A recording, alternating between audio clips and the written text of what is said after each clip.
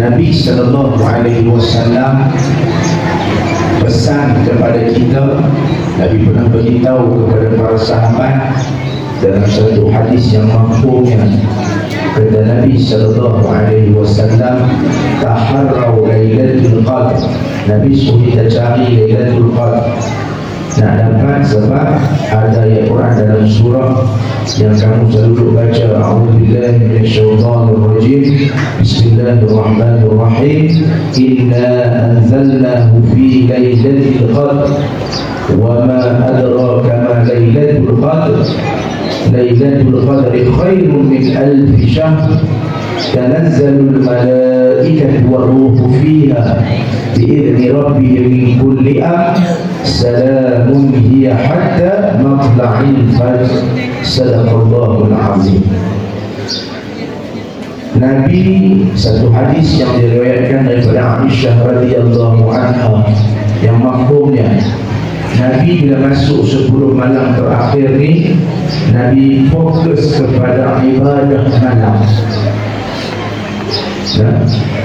Sahabat-sahabat ada juga dalam riwayat yang lain, sahabat tanya, ya Rasulullah, bilakah malam Al-Qadar itu yang disebut oleh Allah Subhanahu wa ta'ala? Pada malam itu pahalanya, ganjarannya lebih baik daripada 1000 bulan. 1000 bulan kalau kita bagikan 12 adalah 83 tahun lebih. Memang Allah sembunyikan pada malam bila berlakunya malam Al-Qadar. Dan malam Al-Qadar ini kelebihan ganjaran 83 tahun, ganjaran 1000 tahun beramal ibadah tanpa henti ini hanya dikurniakan kepada umat Nabi sallallahu alaihi wasallam saja. Para ulama menyebut orang yang macam mana mendirikan atau beribadah pada waktu malam, paling koman, paling penyegan solat Isya berjemaah. Satu. Yang kedua, subuh berjemaah. Semalam dia sembahyang Isya berjemaah, pagi ni dia sembahyang subuh berjemaah.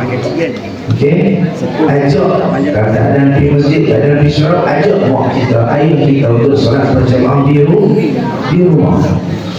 Banyak dah pahala 83 tahun ni, pahala 1000 bulan ni, banyak dah. Banyak ke tak? Banyak.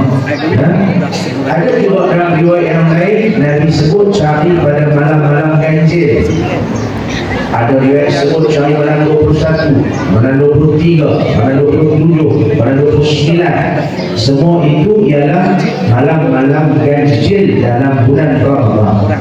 Tapi yang Nabi mention kepada kita ialah 10 malam terakhir itu pun sungguh-sungguh untuk beramal ibadah. Ustaz, saya tak pergi baca Quran lagi. Bacalah surah apa yang kamu di Al-Ikhlas. Baca yang banyak. Baca Qul Huwallahu tu. Tahu surah Al-Ikhlas surah apa?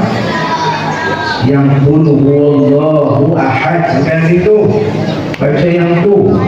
Dan jangan tinggal semayang fardu Isya berjamaah. Dan cubalah buat. Kita masih ada peluang lagi. Semalam malam 23, kita ada lagi malam 25, malam 27, malam 29. Mungkin malam terakhir kita berpuasa. Hari berpuasa 29. Tengok kalender, kita puasa 29 hari sahaja.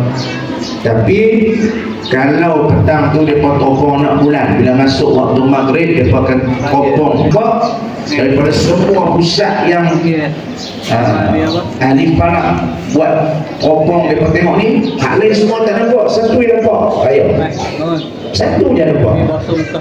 Dia bukan kena semua nampak. Dia ada kiraannya yang dikira oleh ahli falak. Baik.